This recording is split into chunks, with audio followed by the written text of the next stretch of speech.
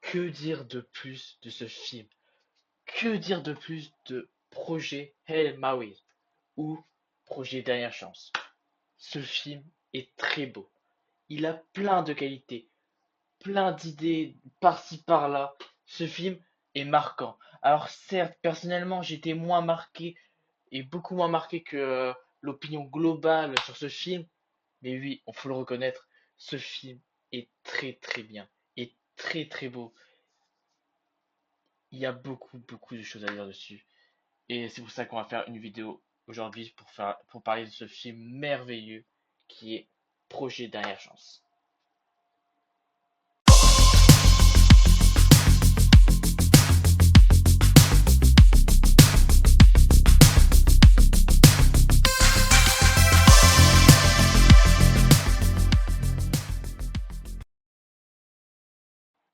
Alors déjà, Projet El Mari, dès le début, ça nous plonge dedans, genre vraiment, dès le début, t'es dedans parce que ils arrivent à mettre en scène des choses qui font que les spectateurs sont direct plongés dans notre histoire.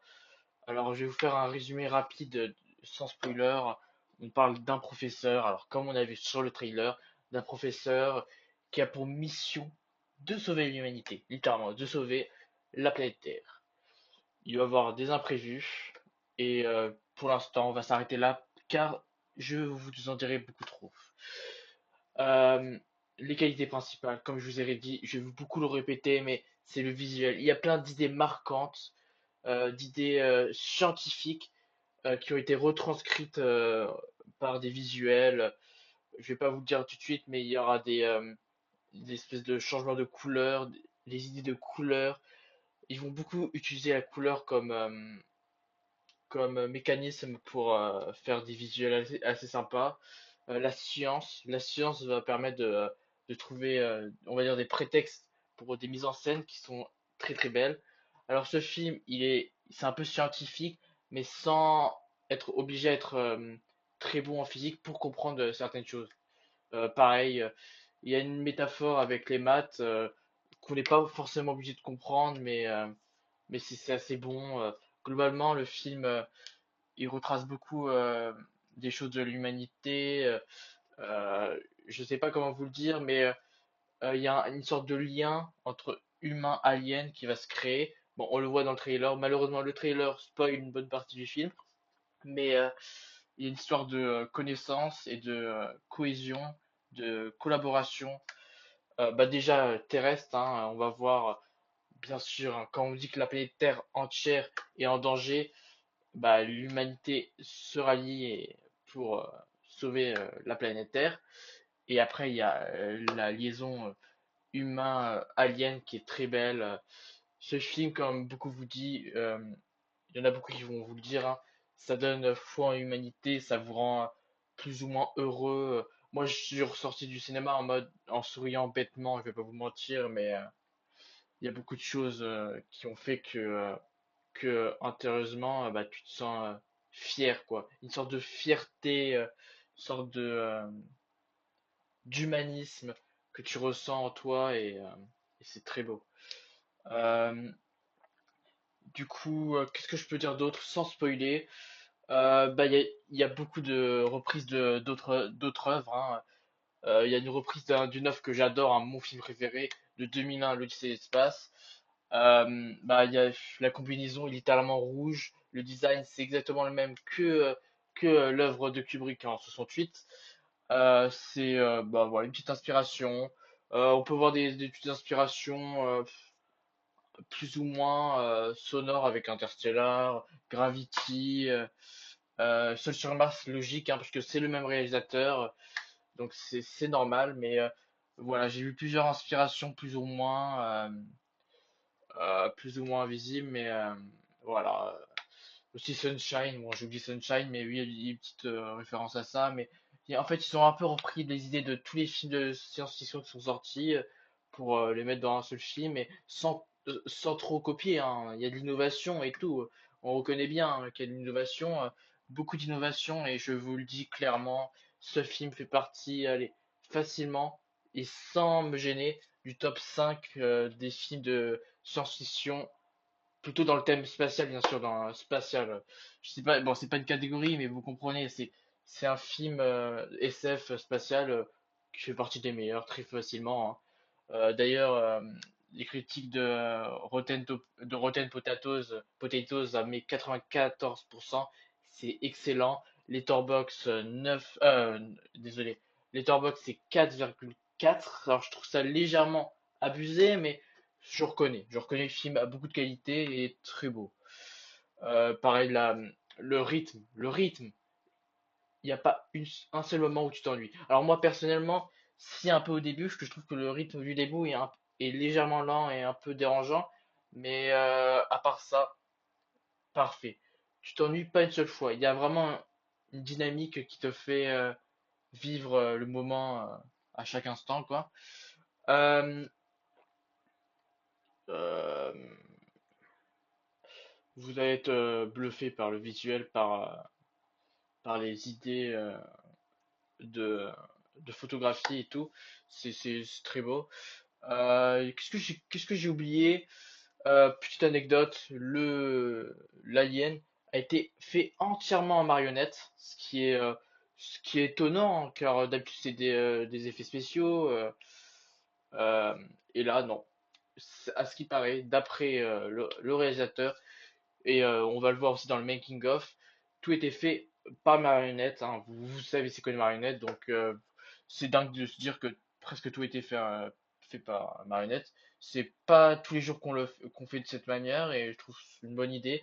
Et c'est une économie de budget, même si le film a coûté dans les 200 millions, ce qui va être compliqué à faire pour un box-office, mais on rappelle, hein, ils doivent faire le double minimum et parce que le box-office, on divise par deux, car la moitié revient à l'État ou aux pays étrangers ou au cinéma, via les trois en fait, les trois ensemble, donc ça fait 0,5. Vous faites diviser par deux la plupart du temps.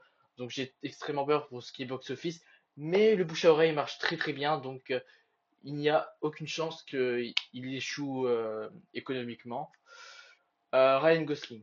Ryan Gosling, ça fait partie des rôles les plus intéressants qu'il a joué. Car moi, j'ai regardé presque tous les films de Ryan Gosling. Il y en a deux, trois que j'ai pas encore regardé, des classiques, ouais, c'est vrai. Mais sur les meilleurs films qu'on m'a dit, je vous promets que celui-là, il est très très fort. Il avait déjà joué dans un film, c'était Apollon, je crois, Apollo, un film spatial encore. Il était très bien, mais dans celui-là, il a tout surpassé. Je vous jure que même sur Blade Runner 2049, il était pas aussi bon. Euh, je vous promets que l'acting va être bluffant. Moi, mon seul regret, c'est que j'ai regardé le film en VF et que quand j'ai vu sur TikTok les extraits en version originale, ça m'a dégoûté. J'ai dit, j'ai raté quelque chose, c'est dommage. Mais voilà, globalement, il n'y a pas tant de défauts que ça. Moi, le seul défaut, il n'y en a pas en fait. Il n'y en a pas véritablement, car c'est vraiment moi qui n'ai pas été autant marqué que les autres. Euh, je compte le regarder, mais cette fois-ci en VO, hein, bien sûr. Mais voilà, j'ai pas été tant marqué que ça. Je comprends moyennement la hype. En fait, je comprends que les gens ont aimé, parce que bien sûr, c'est très bon. Mais je comprends pas pourquoi il y a autant d'engouement que ça. Mais oui, oui, oui, il y a beaucoup de positifs. Parlons de la BO. La BO, oui, la BO, il y en a qui disent qu'elle est pas tant marquante que ça. Moi, je vous jure qu'elle est marquante, hein. Je me rappelle, hein, désolé, j'ai un problème à l'œil. Elle est marquante. Elle est vraiment marquante. Elle prend un poids sur l'œuvre et c'est vraiment beau. C'est vraiment bien. Alors maintenant, ça fait 8 minutes, on va passer à partir de maintenant au spoiler. Alors, comme je vous l'ai dit, partie spoiler. Donc, si vous n'avez pas encore regardé le film, foncez car le spoiler, il y a beaucoup, beaucoup de choses à dire. Donc, allez, partez. Alors, maintenant qu'il n'y a que les personnes qui ont vu le film, parlons du film. Chaque heure, chaque minute passée sur ce film, on va pas se mentir, est très, très bonne. Euh, Il y a des visuels très marquants, comme je ne l'ai pas dit dans la partie non spoiler. La partie où vous reconnaîtrez la scène où il change, il met une lampe, une sorte de lampe spéciale, qui met tout en rouge pour voir, pour absorber attendez, donc excusez-moi parce qu'en fait ça fait littéralement 10 minutes que je suis dessus car en fait il y a beaucoup de physique dessus et il y a des trucs que je pensais pas trouver. Donc la ressource qu'ils ont absolument besoin pour sauver la planète Terre, c'est l'astrophage. L'astrophage qui a été une ressource utilisée pour les réservoirs du vaisseau pour aller si loin dans l'espace. Et l'astrophage qui est utilisé aussi pour... alors ça, je n'ai pas totalement compris, mais l'astrophage est aussi utilisé pour justement sauver d'une manière ou supprimer des espèces de molécules euh, pour justement sauver la planète Terre et la planète d'Eride. Car oui, dans cet univers, la planète d'Eride, la planète de Rock, notre euh, ami notre cosmonaute, et ben il en a aussi besoin. Et c'est ça qui est beau dans cette film, c'est que nos deux personnages principaux ont absolument besoin de sauver leur planète. Ils ont les mêmes objectifs et ont le même problème, hein. Le fait que leur planète soit en train de mourir, risque de mourir dû à l'astrophage, justement, ou à des. Je n'ai pas compris, mais il y a une raison physique de pourquoi leur planète risque de mourir dans plusieurs années. Et ils vont faire main à main et collaborer pour pouvoir sauver leur population, on va dire. Qu'est-ce que j'ai noté d'autre? Alors, il y a une idée très intéressante et que j'ai vraiment adoré. C'est le gros point positif de ce film. C'est le xénon. Le xénon qui est une ressource utilisée par Rock, par la civilisation de Rock, qui est, on va dire, très différent de ce qu'on a l'habitude de voir chez l'homme. C'est des ressources qui sont très différentes, qui sont utilisées d'une manière différente et qui s'éloignent beaucoup du système fait par l'humain. C'est bien, c'est original, parce qu'on a toujours la vision de l'alien ou moderne avec des technologies similaires à, à l'homme ou des technologies très différentes, mais un peu plus préhistoriques. Je sais pas si vous voyez ce que je veux dire. En utilisant moins la technologie, bah là on a plus été plus été approché sur le terme c'est notre civilisation, donc ça n'a rien à voir à ce que l'homme a l'habitude de voir. C'est très beau, hein. On va pas se mentir, l'idée visuelle des vaisseaux, la manière dont ça fonctionne, c'était très intéressant, je vais pas vous mentir. C'est ce qui m'a le plus façonné dans ce film, c'est la manière dont l'espèce là vit, hein. Car on rappelle, l'espèce là, par rapport à l'homme, vit avec des températures très hautes, hein, il me semble, si j'ai bien compris la manière de vivre de l'espèce. Qu'est-ce qu'on peut dire d'autre? Bah, l'humain ne peut pas vivre dans l'espace de Rock, de Eride, et Eride ne peut pas, non, les populations d'Eride ne peuvent pas supporter l'atmosphère de l'homme. D'ailleurs, à la fin, hein, c'était très beau parce qu'on se dit, ah, il est sur Terre, il est où? Il est où? Et en fait, on comprend que il s'est fait une petite base pour lui, il s'est fait une petite zone pour lui dans le planète d'Erith, où il peut respirer parfaitement avec les bonnes conditions de vie. C'est une très belle fin avec une fin avec une vraie ampleur. On comprend que notre personnage principal, il ne veut plus revenir sur Terre ou il veut prendre du temps à revenir sur Terre, car là-bas, on rappelle, tout le monde l'a trahi, hein. On rappelle très bien que il s'est fait totalement trahir par ses collègues, par ses amis. Donc, alors que les aliens, eux, sont beaucoup plus proches, plus honnêtes avec lui, on va dire. Je suis passé un peu partout, je vais un peu dans tous les sens, mais du coup, pour repartir sur le visuel, on peut remarquer qu'il y a des idées de gravité. Alors ça, c'est vrai que c'est un point vraiment intéressant, c'est qu'il joue vraiment sur la gravité, puisqu'en fait, quand on passe de lui qui se réveille, qui essaie de se rappeler de sa vie, et qu'on fait un espèce pas un flashback, mais un retour en arrière de sa vie, il y a toujours une idée de revenir et faire une transition où en gros on reprend le sens de la gravité. Et ça, c'est une très bonne idée, une très belle idée que j'ai trouvée originale, disons, originale.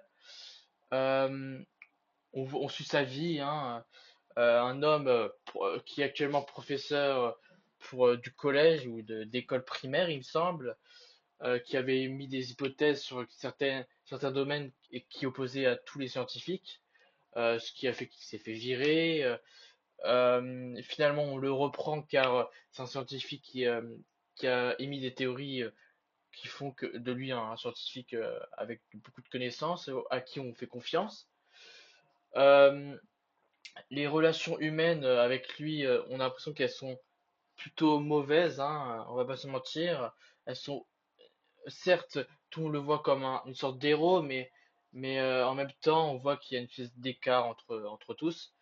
D'ailleurs, avec la commandante, celle qui gère la mission d'Air Chance, qui, euh, qui, on va dire, qu'il y a une sorte de romance, mais assez éloignée, une romance très difficile. On se rappelle aussi de la scène très émouvante. Alors moi, je trouvais ça très émouvant car la musique en plus était belle, où elle chante la musique, excusez-moi, ah, le blanc. Malheureusement, je trouve pas le titre de la musique, mais c'est une musique, bah, de toute façon, on est dans la partie spoiler, vous voyez parfaitement de quelle musique je parle. Et bah, elle est marquante la scène, puisqu'en fait, il y a une sorte d'émotion, je sais pas comment décrire cette scène, mais elle est plus ou moins touchante, et c'est très beau.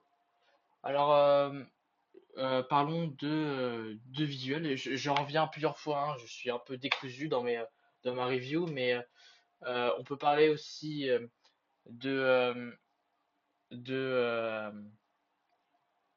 de la meilleure scène du film.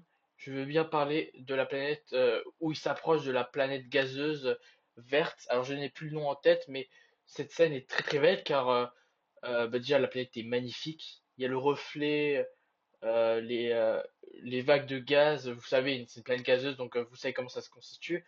Mais cette scène est très belle et même pendant les scènes d'action où ils sont à ça de perdre la vie, c'est très très beau. Bien, euh, on est dans la scène où il essaye de récupérer des ressources qu'il y a justement sur cette planète.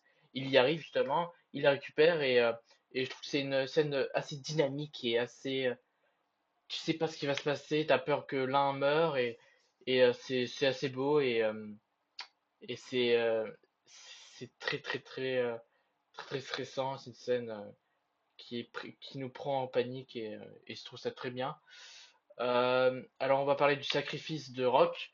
Rock qui ne peut pas vivre dans l'air, dans l'atmosphère du cockpit humain.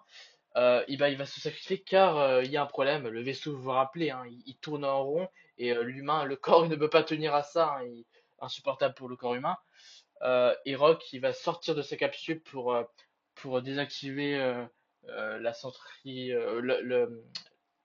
la centrifuge, hein. Je vais parler comme ça, vous comprenez ce que je veux dire, hein. Il désactive la centrifuge, mais il est en un sale état et c'est un moment très très touchant car en fait, on a pendant tout le long du film, on s'est attaché au personnage de Rock, on a commencé à créer des liens entre nous. Il était très drôle, très très marrant. Il y a une espèce de relation très belle entre homme alien que j'ai adoré entre Grace et Grace, le cosmonaute du coup, et Rock. Et quand on voit Rock de cet état, on est très triste et on a envie qu'il reste en vie, quoi. Et c'est très touchant. Après ça, bah, du coup, il va rester plusieurs fois dans le coma, on va dire, hein, on va dire dans le coma. Et quand il se réveille, c'est magnifique. Le retour de nos camarades, c'est très très beau, très très émouvant. Et après ça, ils vivent la belle vie, quoi. Ils vivent la très belle vie. Il y a aussi le moment de séparation où quand Rock et Grace ils se séparent, c'est très touchant car ils ont tissé des liens, encore une fois. Euh, ils ont, euh, Ils sont comme des frères, comme des camarades, les meilleurs amis du monde, et ils doivent se séparer pour sauver leur planète, chacun de leur côté, c'est très très touchant. Et après, Grace qui décide de revenir, car en fait, ils se rendent compte que, en fait, à cause du xénon, euh, c'est ça, du xénon, il me semble, il risque de mourir dans son vaisseau, donc il vient le sauver. La retrouvaille très belle aussi. Et, il y a beaucoup de relations entre eux qui sont très bien faites et que je trouve ça très très émouvant et très beau. Globalement, la fin, ce qui est très très intéressant, moi ça m'a perturbé parce que au début je pensais qu'il était sur Terre, après on capte qu'il est pas sur Terre, et après tu te dis waouh, ils ont fait un truc aussi grand pour un humain, et c'est très très beau. Un peu. En vrai, je dirais pas que c'est ridicule, mais c'est bien trouvé quand même. J'abuse, c'est très bien trouvé, en fait ils ont reproduit les vagues avec les mécanismes. Ils ont reproduit un peu à quoi ressemblait la Terre pour lui, pour qu'il se sente chez lui un peu. Parce que les aliens dans cet univers sont extrêmement gentils. Alors je sais pas si dans la vraie vie ce serait pareil. C'est peut-être, on va dire, naïf de leur part, mais je trouve que c'est très beau. C'est bien d'avoir un peu des films Hope, j'allais dire un peu des films d'espoir comme Superman que j'ai adoré. Ça m'a fait le même effet personnellement. Ça m'a fait une sorte d'espoir en l'humanité, de fierté, d'humanisme. Et j'aime les films comme ça. On a beaucoup de négativité dans les films et quand il y a de la positivité, c'est bien quoi. Ça fait plaisir.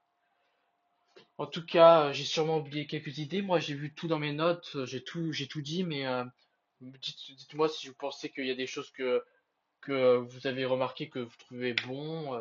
En tout cas, n'oubliez pas, comme d'habitude, le like, l'abonnement, les commentaires. Moi, c'est ce que je cherche aussi, c'est les commentaires.